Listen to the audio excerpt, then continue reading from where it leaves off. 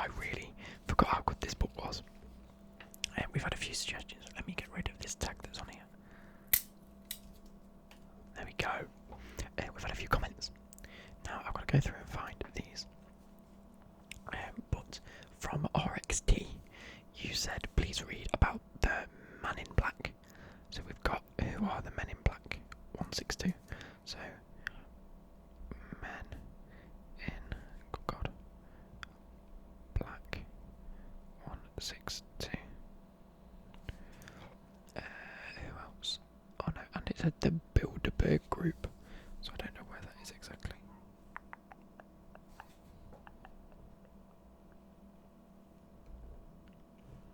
I can't see it. Is there even a thing on here? Apologies for the banging, by the way. I have no idea what's going on. The Bilderberg group. I can't see it. If any of you guys can see it, can you please leave a comment?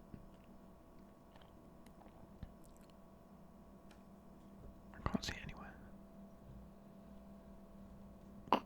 Oh, number on page 24.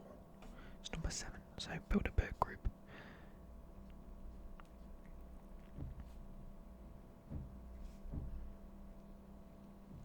On page was it 24? There we go. I found it. So and then lastly, someone said, where is the comment? I'd like to see you read the Nazi UFO one. So wherever that, let's write that down. Nazi UFO. I'm actually hoping that's one of the real things, because you could literally be saying random words right now. Nazi UFO is there. So 232. So obviously we'll start with the Bilderberg group. I'll leave that down here. There you go, so.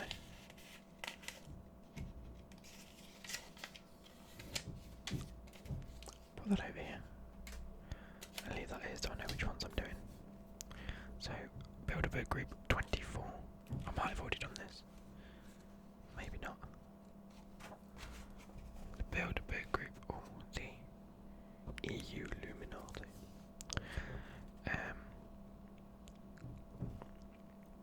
So the mystery. Just what do the group's powerful delegates decide at their secret meetings when it happened since 1954? And it's number 7, the Bilderberg group. I think I might have looked at this one. Yeah, I think I have. Because I remember looking at that.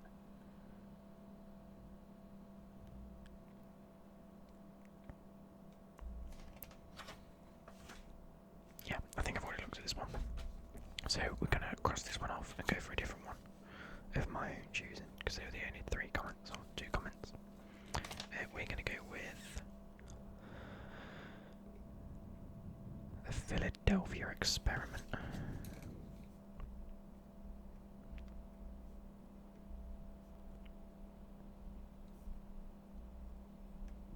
Which is 224.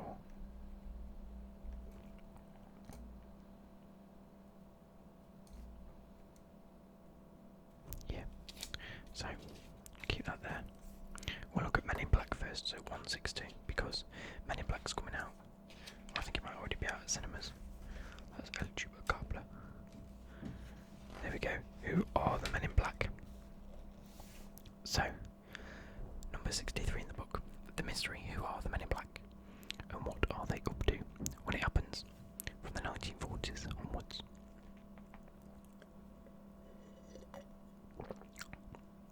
Before Will Smith and Tommy Lee Jones made them cool in the hugely successful Men in Black film franchise, talk of MIB, as they are often called, would likely have left you with an uneasy feeling. Since the late 1940s, rumours have circulated of shadowy figures delivering veiled threats to those with the audacity to talk publicly about the existence of UFOs. But if they do exist, just who are the Men in Black? Eyewitnesses usually describe the Men in Black as dressed in all black suits and often wearing sunglasses. One suspects they would cook quite dashing figures, if only they weren't so intimidating. Their primary role,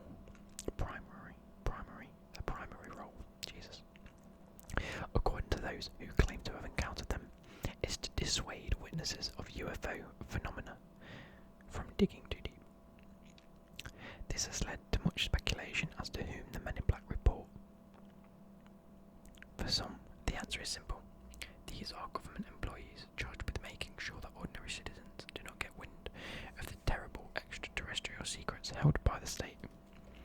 Let me move my mic a little bit. Others have pondered whether we are dealing with a different sort of organisation altogether, one that wields far more power than a mere national government. Some have even wondered whether the Men in Black aren't themselves alien life forms, keen to stop interfering humans getting in the way of their intergalactic enterprises. The earliest reports of Men in Black seem to date to around 1947. That year, for instance, a Washington State Harbour patrolman called Harold Dahl claimed he had received a visit after reporting a UFO crash on Maori Island in Puget Sound. In 1953, meanwhile, Connecticut resident and proprietor of the International Flying Saucer Bureau, the IFSB, Albert Bender, said he had been terrified into giving up his investigations and publication of an Associated magazine after a visit from 3 characters in dark suits. While critics suggested this was all a tall tale, concocted to hide the fact that Bender was quitting due to financial losses, his friends implied that the Men in Black had possible associations with the White House or the Secret Services. However, as time went by, Bender himself painted a different picture. He authorised a book in which he suggested the Men in Black were actually of supernatural origin. By then, Men in Black had become a part of cultural mainstream, typically depicted in groups of 2 or 3, and driving stylish cars such as Cadillacs. In witness accounts, their behaviour ranges from the distinctly odd to the outright menacing, but always with the aim of putting off those who are getting too close to the truth of a UFO mystery. It is, some might argue, comic book stuff that does little for the credibility of the UFO movement. Certainly, there is an army of cynics who believe that Men in Black are figments of the same imaginations that conceive skies full of UFOs and little green men, secretly running our planet. However, it's possible the Men in Black do exist, just not quite in the form that some would have you believe. There is growing support for the theory that the Men in Black legend is part of a hugely complex web of deceit operated by the government in Washington over a period of decades. The real aim, according to this thesis is hard to say straight away, is not to persuade ufologists that they should desist in their investigations. Instead, it is to create another layer of UFO folklore by suggesting that there really is something to hide. The argument goes the government hopes to encourage widespread belief in aliens and flying saucers, the better to distract attention from the real truth behind most UFO sightings, i.e. the testing of advanced weapons and defence technology. That's quite a clever scheme. If that sounds like unidentified pie in the sky, consider the testimony of Richard Doty, who says he was a US Air Force Special Investigator officer charged with going undercover among the UFO fraternity to just this end. Why are people banging in my house? That came out wrong. What are people banging in this house? Just enjoy the 1970s and 80s. Doty claims to have been involved in the sad case of Paul Benovitz, a New Mexico technology entrepreneur and UFO enthusiast, who along with others witnessed numerous strange light displays in the night sky. Benovitz became convinced that aliens had reached Earth, and that a malevolent species was operating out of the so-called Dulce base in New Mexico, experimenting on humans and conducting mind control research with the cooperation of the White House.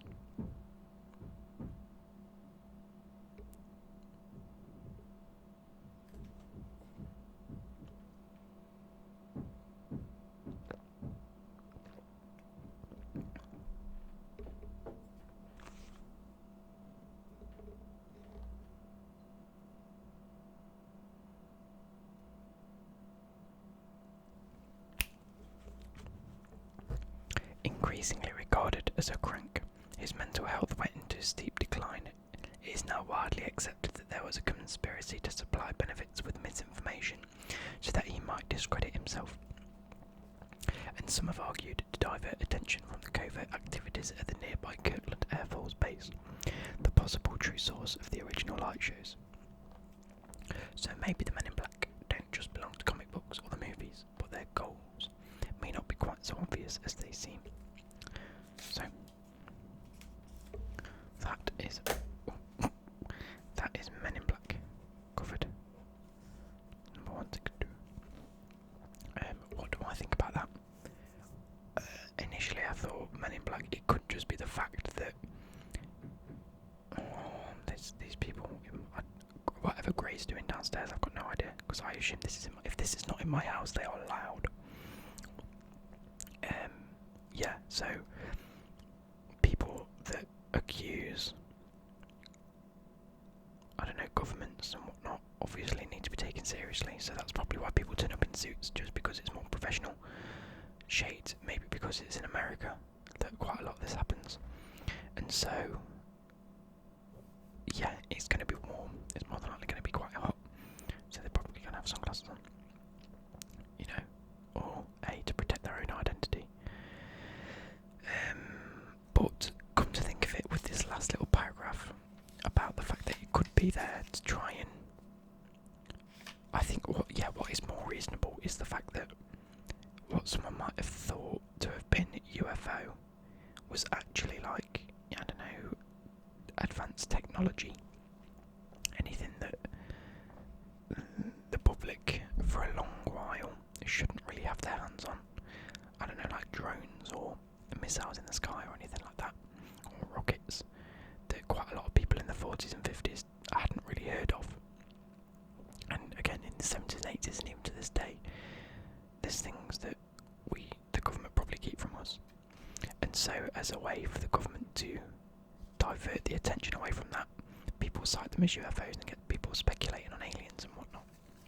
So that's actually very clever from the government, because if you can make it out to be something that could exist in the eyes of those speculating, it's better than mass panic over weapons of mass destruction, stuff like that. Anyway, moving on, what are we up to next? Philadelphia experiment on page 224.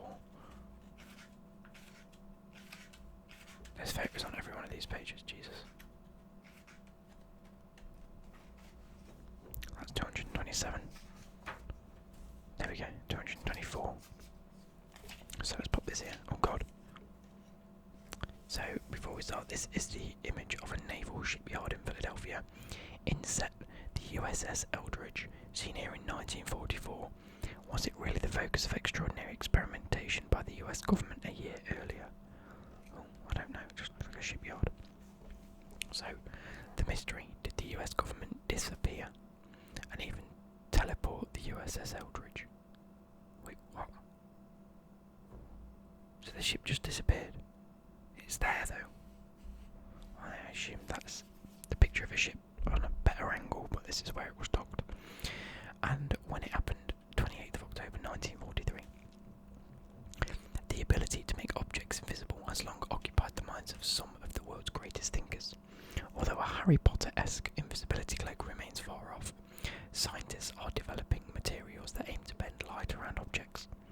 But did the US Navy manage to do the same thing to a huge ship over 70 years ago? Even more miraculously, was it teleported across the country? The tale of the alleged experiment is astonishing by anybody's standards. In 1943, a US naval destroyer escort called USS Eldridge was, so the story goes, subject to an experiment in which it was made entirely invisible, save for the impression of its hull in the water. So you could still see its impression in the water. It not only disappeared from sight, but was teleported from its dock in Philadelphia, Pennsylvania, to Norfolk, Virginia. Norfolk's in the UK and all. And back again. What do you mean, back again? No, it was there, and then it was there again. It didn't. Anyway, but the experiment, if you believe the story, ended in calamity, inflicting devastating events are said to have taken place on the 28th of October 1943 at the Naval Shipyard in Philadelphia. Prior to then, it is alleged that Eldridge had been subjected to a series of tests, and one of these had resulted in his near-complete disappearance, to be replaced by a green-tinged fog. Some claim the teleportation to Norfolk, over 320 kilometres, 200 miles away, was witnessed by men serving upon the SS Andrew Forsyth. After the Eldridge report re-teleported back to Philadelphia, her crew are said to have been found in an appalling state.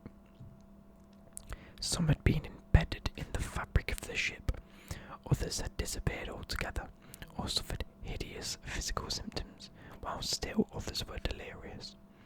Those who claim the experiment really did happen suggest that its scientific roots lay with the unified field theory. This theory seeks to use mathematics to describe the interaction between the seemingly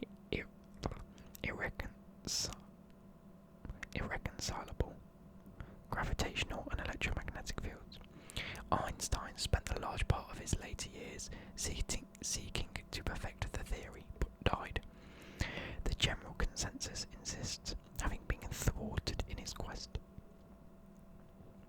However, is it possible, as has been claimed, that Einstein actually achieved his goal, only to destroy the evidence of his work before his death, having judged that mankind was not yet ready to deal with its implications? And had he first shared his knowledge with members of the US Defense Air Forces? We now know that he was engaged in work for the US Navy in 1943, but ostensibly this was to carry out explosives research.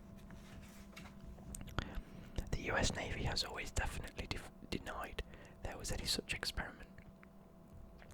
Indeed, it has treated the suggestion as laughable. The Eldridge, it claims, was never in Philadelphia, and nor was the Andrew Forsyth in Norfolk at the crucial time. Furthermore, there was no program to investigate invisibility or teleportation, and besides, the science didn't and seemingly still doesn't exist to achieve it. Admittedly, Eldridge was moored up next to another ship, USS Engstrom, which had been subject to degaussing, in which an electromagnetic field is used to hide a ship from magnetic mines. Perhaps this fairly low-level defence work was vastly elaborated upon, becoming the basis of the story. Furthermore, surely former crew members of the Eldridge would not have kept quiet on Moss if the terrible events of 28th of October had really occurred, or were they, as some commentators have proposed, subjected to a concerted program of brainwashing by powers that be? The story initially came to public attention in the 1950s by a UFO investigator called Morris K. Jessup, who entered into a correspondence with a mysterious individual called Carl Allen, sometimes Carlos Miguel Allende. Allen claimed to have witnessed the teleportation while aboard the Andrew Forsyth, and although his credibility as a witness is questionable and his evidence impossible to corroborate, he nonetheless came to the attention of the naval authorities, a fact that itself adds some extra weight to his testimony for some. Should the whole episode be dismissed as a hoax? Perhaps. Yet there are plenty of researchers as keen as ever to believe that there was a Philadelphia experiment and it was every bit as extraordinary as its supposed eyewitnesses described. While some are doubtless cranks, and others have a financial interest in keeping alive the mini industry that has built up around the allegations, others point out that some justification that the great powers of the mid-20th century were keen to harness scientific progress for military benefit in any way they could. Why on earth wouldn't the US have been looking for ways to make their navy disappear? Moreover, who really thinks they would be open about it, particularly if testing went horribly wrong, or would leave a paper trail for the benefit of future generations of historians? In the case of the Philadelphia experiment, the truth itself is hard to discern as a ship behind an invisibility cloak. What a load of shit that is. What a load of bollocks. So the ship disappeared, left behind a green fog, and then immediately came back. No. No. I highly doubt that happened. And if the crew did die and become dismembered and disbodied, there'd be a record of their deaths. Like, as much as I'd like to say that the government can cover stuff like that up, these people that are on board that ship, every single one of them have families. And in some sense, would there not be 1,000 records, or tens of thousands of records, or however many people are on a ship, or boat, or whatever you call them? Would there not be records of missing people, of families saying, yes, he went out and he hasn't come back? There can't just be one guy that thinks, yeah, he disappeared, then he came back. He probably looked out a different window. That is the least credible story in here so far. And you can't just put Einstein on here because he had a theory that some say worked, some say doesn't. So personally, I believe that's a load of crap. So, Philadelphia experiment. Like, with the Men in Black, there is at least some credibility in either alien life out there. I do believe there are other lives out there than us. But I do think that the Men in Black have maybe an ulterior motive to be in there. This is just a load of shit. The government said it didn't happen. There are no reported witnesses in terms of family or friends that reported anyone missing or dead. There's no photos. There's nothing. I mean, the government can hide that, but they can't hide the missing families. And brainwash everyone. Brainwash doesn't exist. Well, I mean, it's just misdirection, isn't it? Anyway, so 232. So that looks quite cool. I might have to read that in a future one. Anyway, so this is only a page long. Oh, good God. Here we go. Nazi UFOs. The mystery. Did Hitler plan to attack his Allied enemies using flying saucers between 1941 and 45? Here we see what looks to be a rendered image of a UFO called Die Glocke. According to some researchers, the Luftwaffe secretly developed this high-tech anti-gravity aircraft at a secret SS facility on the German-Czech border. With a name meaning bell, it consisted meaning bell. In German, Die Glocke consisted of two counter-rotating sections filled with an electrically conducting fluid. Unfortunately, there are no contemporary records of its existence, but it offers an intriguing culprit for some wartime UFO reports. What's this all got to do with UFO bollocks? And then this is a flying saucer. The SAC AS-6 was a bizarre prototype aircraft with circular wings, developed by engineer Arthur Sack from 1939 onwards. A manned test aircraft was cobbled together at the Brandis Air Base in eastern Germany during 1944, but test flights proved unsuccessful and it was probably destroyed in early 1945. Here we go again. Here we go again. Ah, shit. Here we go again. It is well developed that Nazi engineers were hired by the American government after the Second World War. That's probably, yeah, it is well documented because what they did was groundbreaking. As bad as they were, the engineers that worked on all these planes and all these inventions were critical. To play critical roles in projects ranging from stealth aircraft and the atomic bomb to the race for the moon. Yet it is also widely suspected that the White House suppressed evidence of technologies it believed the public was not yet ready for. Was a German flying saucer one such astounding innovation? Authorised by President Harry Truman in August 1945, Project Paperclip saw more than 700 scientists with links to the Nazi regime smuggled out of Germany and brought to the US. It was highly controversial, opening up the US to accusations that it had unilaterally let off a number of war criminals. Nonetheless, the knowledge gained reinforced America's global dominance for decades. As the war had progressed, Hitler had pushed his scientists to the limit with demands for superweapons to secure victory.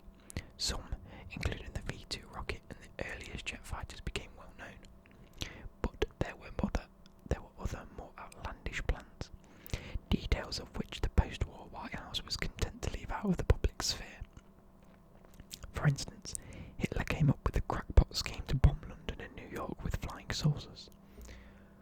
That's total crackpot schemes. It sounds crazy, but there is now evidence to suggest that Nazi war machine came very close to succeeding in its aim. In 1944, the New York Times reported sightings of a UFO over the River Thames in London. Why the friggin' hell did the New York Times report stuff in London? Surely if it happened in London, there'd be London things reporting on it anyway. It was said to have a bell-like cockpit at the centre of a ring of wing vanes, about 6 metres or 20 feet across. There were numerous reports of a similar aircraft flying over Prague. It now seems likely that these witnesses, in Prague at least, saw the product of a project led by two of Berlin's top engineers, Rudolf Schreiber and Otto Habermohl. Their saucer appears to have had vertical takeoff capabilities far ahead of its time and could fly at high speeds and low altitudes. It had been unleashed on an Allied metropolis.